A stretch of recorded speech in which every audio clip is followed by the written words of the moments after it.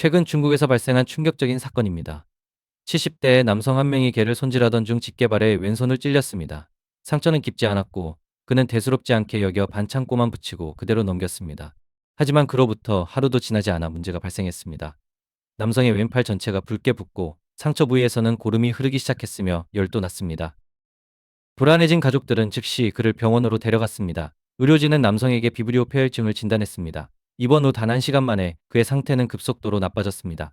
피부는 점점 검게 변했고 고름이 흘러나오는 괴사성 근막염이 진행됐습니다.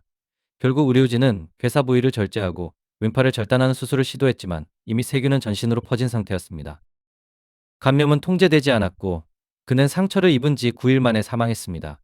비브리오 폐혈증은 바닷물에 존재하는 비브리오 블리피쿠스라는 세균에 감염되어 발생하는 급성 폐혈증입니다. 이 세균은 주로 오염된 어패류를 날로 섭취하거나 피부에 난 상처를 통해 침투합니다. 잠복기는 일어 2일 정도이며 이후 오한, 발열, 설사, 복통, 구토, 하지 통증과 같은 전신 증상이 동반됩니다. 특히 간질환이나 당뇨병 등 기저질환을 가진 고령자에게는 치명적이며 사망률은 50% 이상으로 매우 높은 편입니다. 국내에서도 지난 5월 충청남도에서 첫 비브리오 폐혈증 환자가 발생했습니다. 환자 역시 70대로 간질환 등의 기저질환을 가지고 있었고 병원에 입원한 뒤 비브리오 폐혈증으로 확진됐습니다. 다행히 생명에는 지장이 없었습니다.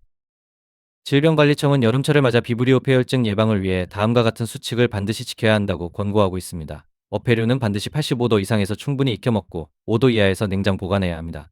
손에 상처가 있을 경우 바닷물이나 어패류와의 접촉을 피하고 어패류를 조리할 때는 흐르는 수돗물에 깨끗이 씻고 사용한 도마나 칼은 반드시 소독해야 하며 장갑을 착용하여 직접 접촉을 최소화해야 합니다.